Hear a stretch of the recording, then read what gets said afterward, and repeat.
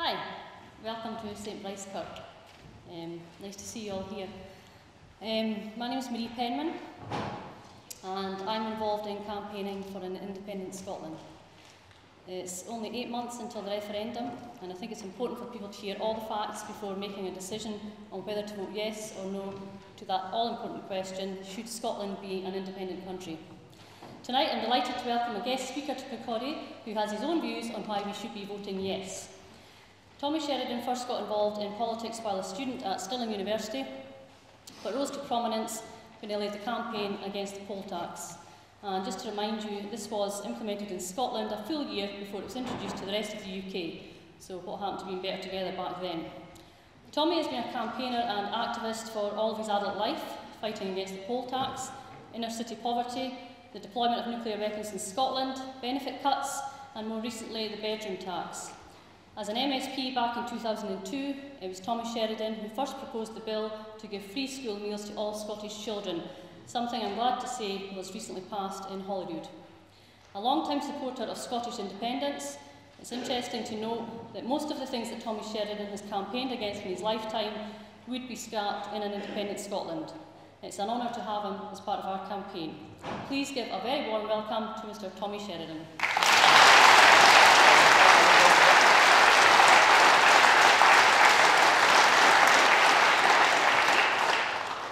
Thanks very much, folks. That was a very lovely introduction, and I hope I'll do that introduction some honour here tonight. I'm hoping that we can have as much time as possible for questions, because it's no use having meetings where all you do is sit and listen. We need to have a wee bit of interaction. We need to try and stimulate some debate and hopefully generate more light than just heat. Because so far in the debate that revolves around the very future of our country, I'm afraid there is far too many occasions where it becomes mudslinging and personal slanging rather than actually having a bit of educated and informed debate. I think we've got to try and persuade people of the case for independence. I think we have to try and persuade people to have the confidence to take their own destiny in their hands in September 18th and actually become a sovereign nation. I think it is very, very important to realise that many, many other countries that have fought for such sovereignty over the years have actually had to take up arms to fight for that type of sovereignty. We're getting the chance without one single bullet getting fired. All we're having to do is to go to a ballot box and put a cross beside yes, and we can become a nation. There are two things I wanted to start with in relation to what I think is the background to this discussion. Two stories. One revolves around the report that Oxfam released just last week.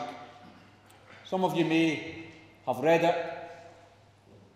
Oxfam have revealed that such is the grotesque level of inequality on our planet today that we now have 85 individuals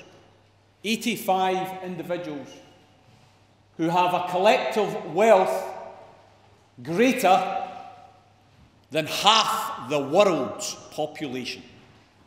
Try and just think about that for a moment, because figures can just roll over you.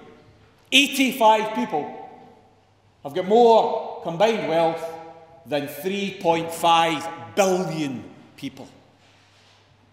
That, to me, is why I'm involved in politics. That's why I want to fight for independence, because it's that type of grotesque inequality that we have to fight against, that we have to make a stand against, that we have to make a difference about. And I think in an independent Scotland, we can start to reverse the trend of inequality by having a small country that puts social justice and equality at the forefront of its policies, rather than being a mere soundbite that is discarded at the first opportunity. That's one story that is in a background to tonight's discussion. The other story revolves around a woman called Sheila Holt. Sheila featured in a Daily Mirror story. Sheila is a woman from Rochdale who is mentally ill and who had her income support stopped just over 2 weeks ago. She, as a part of the trauma, had a heart attack and fell into a coma. A couple of days ago, she received letters, or at least the letters were delivered to her home and brought to her in hospital where she was still in a coma, from Atos, asking why she wasn't presenting herself as fit for work.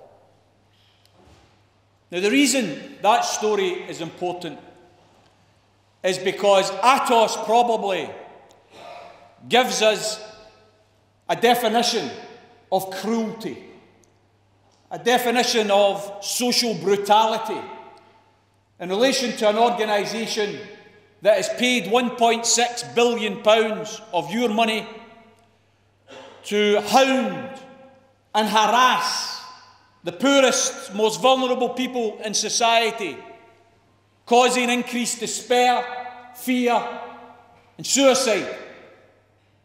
Interesting, you know, in terms of this theme of inequality, you won't have heard of this guy, Thierry Breton.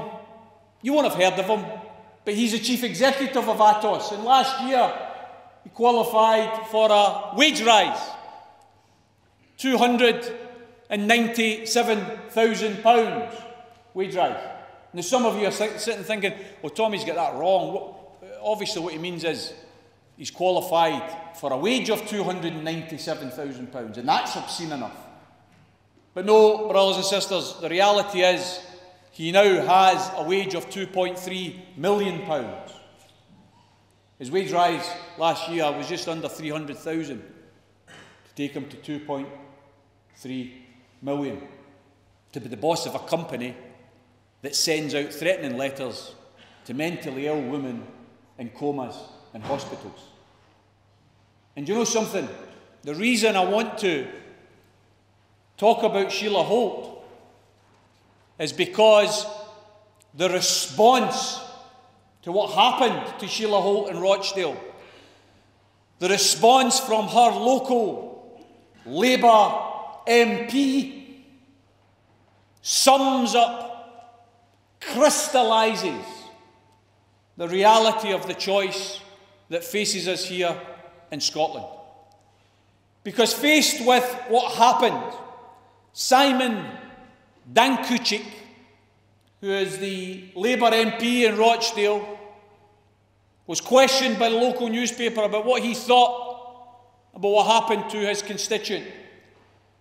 And his answer right away in relation to this letter from Atos being delivered to a mentally ill woman in a coma in hospital, the first line of his answer was, "I am in favour of welfare reform, but the way the coalition are doing it is to try and bulldoze the changes.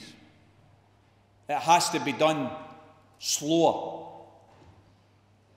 There's no condemnation from the local Labour MP about what Atos have done in relation to £1.6 billion of public contracts.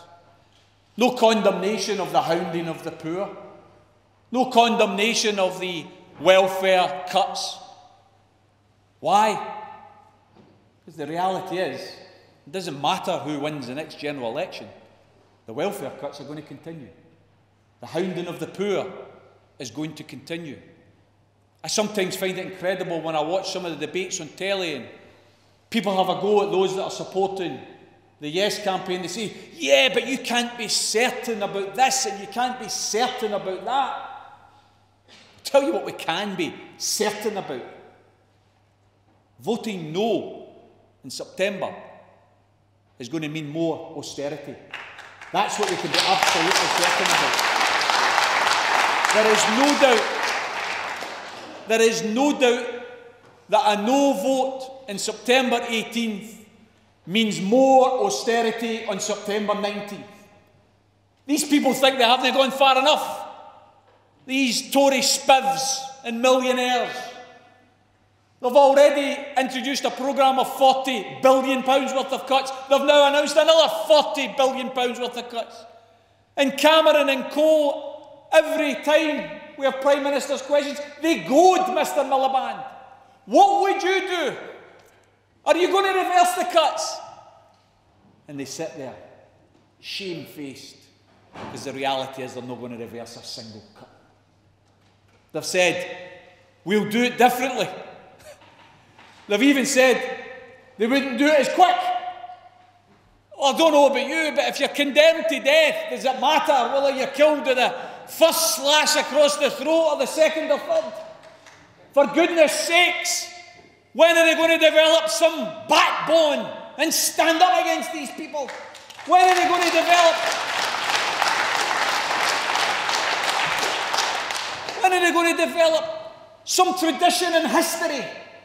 And to remember that the Labour Party and the Labour movement was founded by people that fought for welfare, that fought for a free health service that's getting dismantled in England as we speak.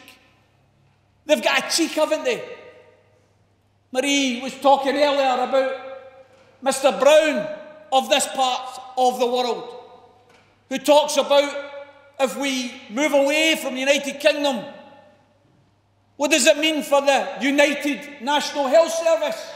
As if in an independent Scotland we won't have a health service. He should know better, because the reality is the health service in Scotland here today is not only better, but it's more public than the health service in England is right now. That's the reality. These people have lined up the health service for their big, rich friends. They're already selling it off bit by bit. That's their plan. We have got to say to ourselves, brothers and sisters, in relation to the background to this discussion, we are in the midst of an economic crisis. An economic crisis that had got absolutely nothing to do with ordinary workers, benefit claimants, immigrants, or any of the other scapegoats that this condemned government is using. We're in the midst of an economic crisis caused by bankers and irresponsible politicians. That's who's responsible for the problems.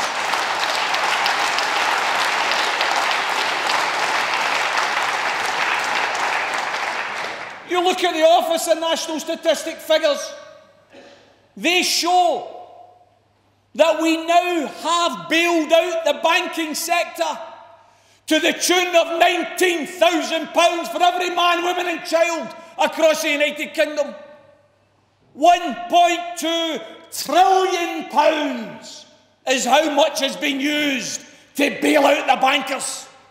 How dare they attack benefit claimants? How dare they attack trade unionists? How dare they attack immigrants or anyone else that is unable to speak up for themselves, when the reality is it's the rich and the privileged that are the problem. Austerity, definition, punishing the poor for the mistakes of the rich. That's what austerity represents, brothers and sisters. And we have an opportunity, don't we? We have an opportunity in September 18th to say, no, we're not travelling in this bus any longer. We're getting off this bus. We're going to do things differently. You see, let's not make the mistake.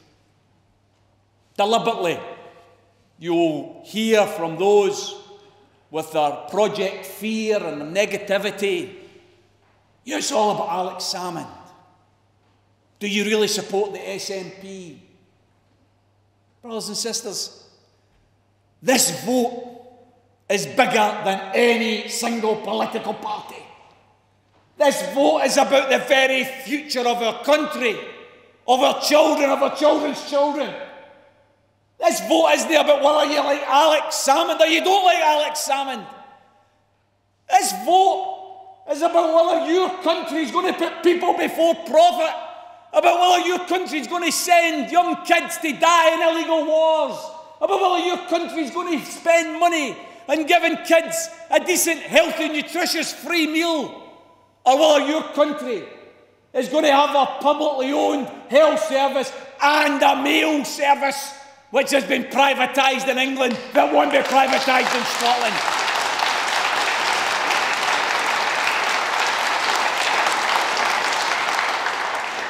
Anyone worth their salt, brothers and sisters, in my opinion, anyone worth their salt within the Labour Party, they should welcome a yes vote.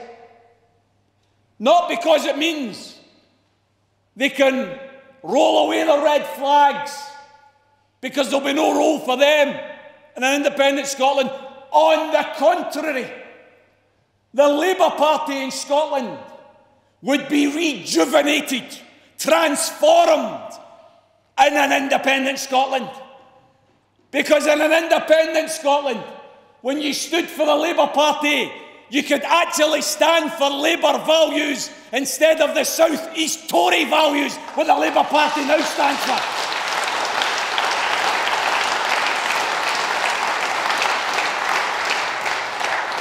You hear a lot about political consensus.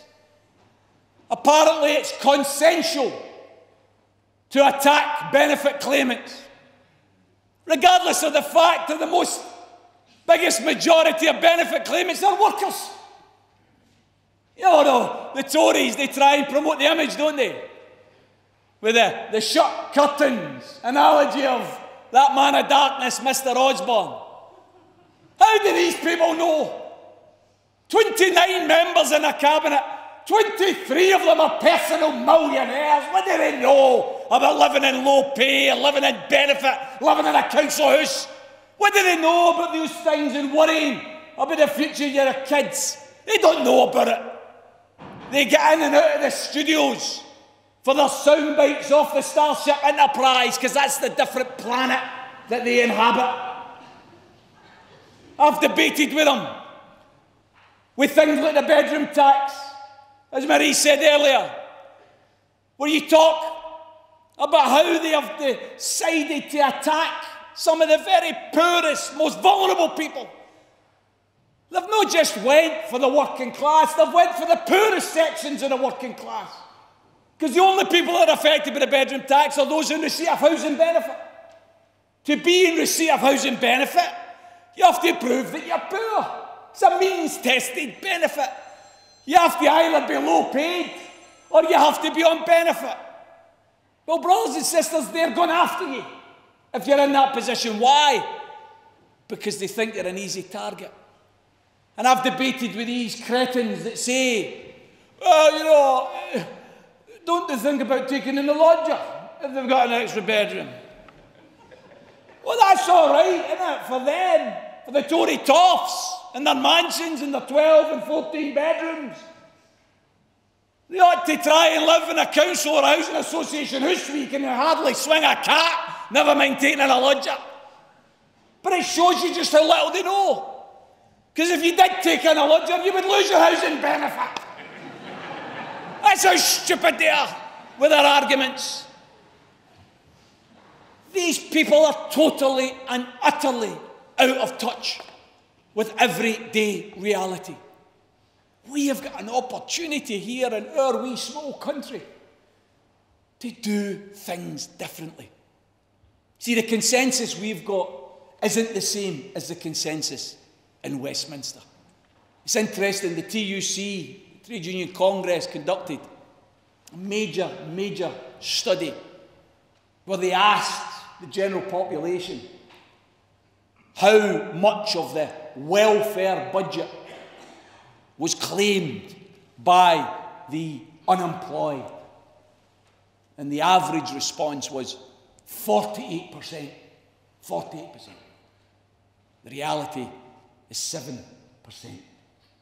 But where does the general population get that from?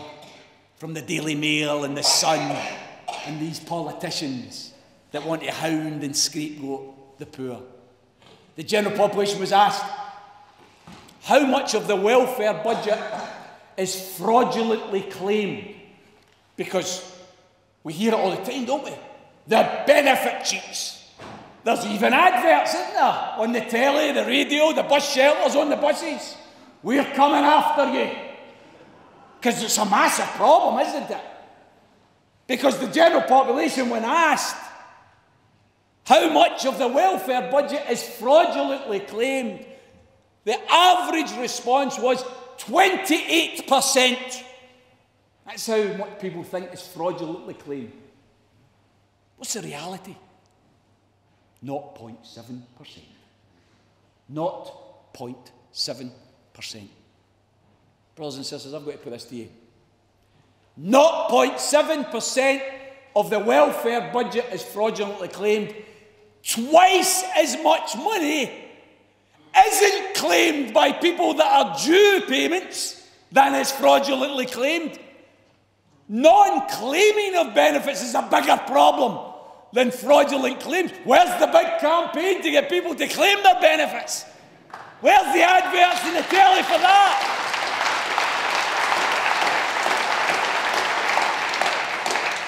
It's a tiny, minuscule part of the budget. But then you look at the other side of the coin. You ask yourself about the Starbucks of the world that have been operating in this country for 16 years. They have generated sales of over £3 billion. And in that time have managed to pay only £86 million in tax. A rate of 1%. Marvellous, eh? Wouldn't that be great if we all paid 1% tax? Starbucks gets away with it. Amazon gets away with it. Google gets away with it. Boots gets away with it.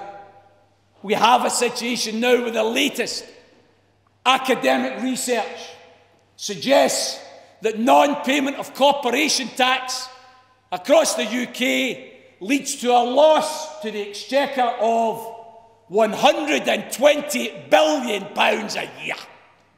£120 billion a year. Crisis? What crisis? There'd be no need for cuts. Never mind cuts, we could increase benefits. We could increase minimum wage. We could have a lower retirement age. We could have free school meals for primary and secondary schools. If we could only get the rich to pay their bloody taxes, that's what we could do.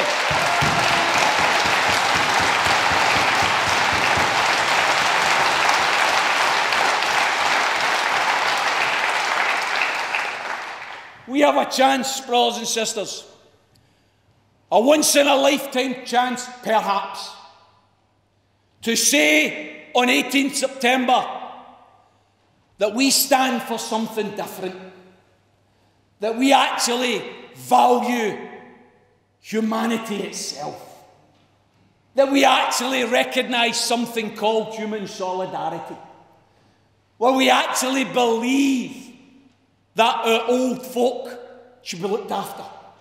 We actually believe that our children should get a decent start in life. We actually believe in something called the welfare net that actually looks after people.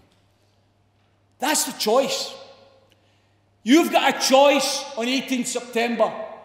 And some people say, Tommy, but what about that I? Can you dot it? What about that T? Can you cross it? And the truth is, if I could dot the I's and cross the T's, I'd have won the lottery a long time ago. There is no way, shape or form that we can answer every question. But we can certainly repel the nonsense. Oh, if you vote for independence, we'll have border controls. Oh, if you vote for independence, we'll lose the pound. Why would you lose the pound? It's as much ours as anybody else's. Why would we lose the pound?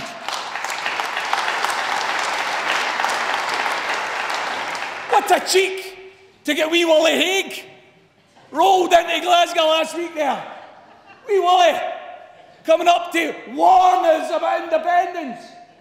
He bloody warned us about devolution and he was wrong about that. Why would he be right about independence? Let's not be taken in by this doom and gloom that is promoted by the No campaign. And by the way, I'm not going to ever go individually at people who, for some reasons that I could recognise, are going to vote no. There are some good people still. I had a wee discussion recently online with someone who said if there was an independent socialist republic on offer, they would vote yes on the 18th of September. But it's not on offer, so they're going to vote no. And you know, I said that's negative, and it's also failing to look at the bigger picture. You see, my vision of independence might not be yours. My vision of independence certainly won't be shared by the higher echelons of the SNP, shall we say. Personally, and this is only personally, I'm not interested in putting the monarchy on a diet. I don't want a slimmed down monarchy. I want rid of the monarchy. That's my position.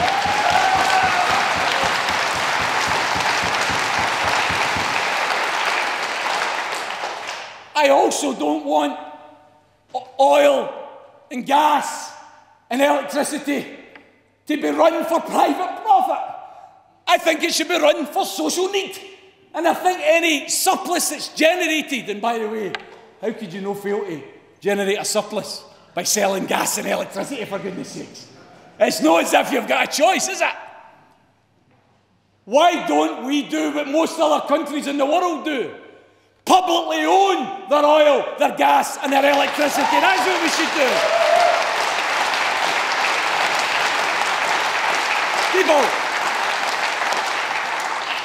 People wonder about how we're going to pay for things.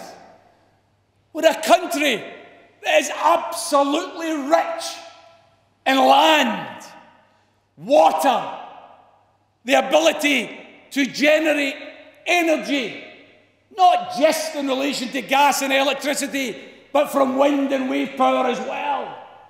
We have got an abundance of universities. We have got fantastic engineering capabilities. We've also got something which, personally, in an independent Scotland, I'll be fighting hard for. I can never understand why it is that we've got a publicly owned health service and a privately owned pharmaceutical industry. Why the hell should we allow them to rip us off? Let's have a publicly owned pharmaceutical industry to feed our publicly owned health service. That's the type of things we could do in an independent Scotland. The world is our oyster. Voting for independence isn't the end of the journey, brothers and sisters. It's only the start of the journey. That's the reality of voting for independence. We know the trajectory we're on. We know that we're going to build a country that's based on social justice. We know we're going to build a country that promotes equality. We know we're going to build a country that doesn't scapegoat the poor or those who, like many of us, were immigrants when we came to this country. We're not going to scapegoat anyone who comes and wants to work and live in our wee small country. Brothers and sisters, I think we would be fools to throw away this chance. Fools to throw away the opportunity to build a wee country that would become the envy of many in the world. You know, I was looking today through some of the poverty statistics, and I was looking at UK, 12.8% of the population living in real poverty, 25% of children living in poverty. And then I had a wee glance at Norway, Denmark, Finland, less than 5%, both poverty and child poverty. And I think to myself, you hear these people say, oh, you're no big enough. How's you going to survive? These countries, Norway for instance, it's now accepted that it's second in the world in terms of global wealth, and it's second in the world in terms of global happiness as well. Wee country, less than us, 4.9 million people, and yet they are away up there. We're away down at 16th. Brothers and sisters, we have got a chance here. We've got a chance to stand up straight, be proud, not that we're better than anybody. We're no better than anybody. Hey, but nobody else is better than us. We're equal. And we're going to take our rightful place at the world stage as a normal, sovereign nation. After September 18th, the politics, it will be consensual, it will be left of centre, and the Labour Party can rejuvenate. The SNP will certainly be fighting. They might have some battles even within their own party, because there are some people there who might want a different independent Scotland from others. Great, that's what democracy is all about. But the truth is, that central core of that new Scotland is going to be a fair country. And I'm going to finish, brothers and sisters, by referring to one other thing. And it's something that, in and of itself, is enough to convince me that we should vote for independence. There's so many reasons, isn't there? I mean, everybody's got their own reasons. The fact that we'll never ever have a Tory government again is one very good reason, I've got to say.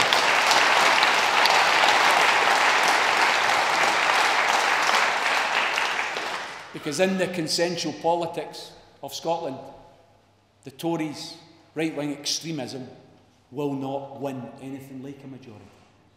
For goodness sakes, we've got more pandas than now than we've got elected Tory MPs. Does that not tell you something about the political priorities of the people of Scotland?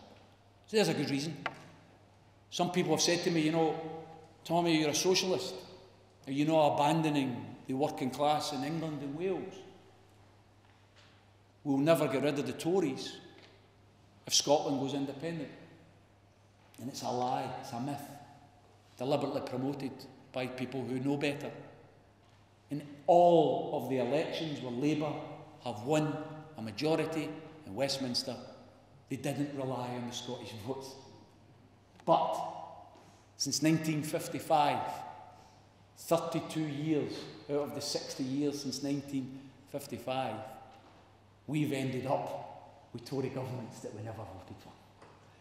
Wouldn't it be nice to have a country where you actually get the government that you vote for? Is that too much to ask? Democracy. It's called democracy. But brothers and sisters, that final reason, it's a reason that means quite a lot to me. I remember sharing a bit of the street, should I call it street, maybe a road, outside of the Faslane nuclear submarine base. And I shared it with one of my opponents, whom I still consider a friend, but he's my opponent in this argument. I shared a wee bit of the street with George Galloway. And George and I were there as part of the annual protests against nuclear weapons. And I was trying to explain to the police officers that I was there to uphold international law. In 1996, International Court of Justice found that nuclear weapons were illegal weapons, and that I was here to disarm the nuclear submarine base. You won't be surprised to learn that the police weren't very persuaded by that argument. George Galloway tells the story that he heard one of the police officers say to another, "You take the Allgene, we'll take Sheridan." He says he knew then that it was time to pass the torch on. I remind George of that story whenever I can. And the truth is, brothers and sisters, I've been arrested 6 times outside the Faslane nuclear submarine base. I've been put in prison 3 times because of it. And I think those weapons are offensive. I think they are inhumane. I think they're barbaric. I think they represent everything that's wrong with our world. That we can spend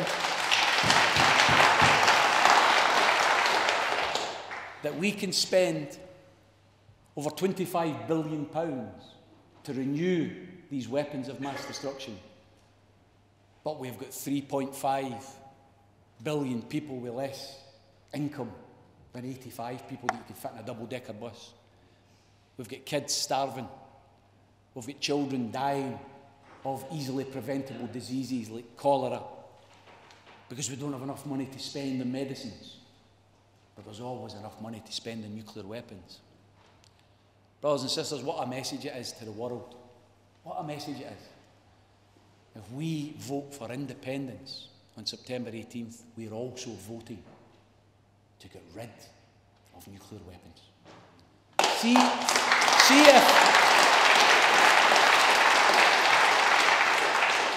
See if you're not even persuaded by some of the other arguments. I've got to say to you, here's an opportunity for us to say loud and clear to the whole world, we're not going to spend £25 billion in scrap metal any longer, because that's what it is. Because it will never be used. If it's used, it's the end of the world. So why spend £25 billion on scrap metal when we could spend £25 billion in tackling poverty and inequality? That's the choices, brothers and sisters. Please, on September 18th, be responsible and courageous enough to recognise that that's the choice and vote yes. Thanks very much.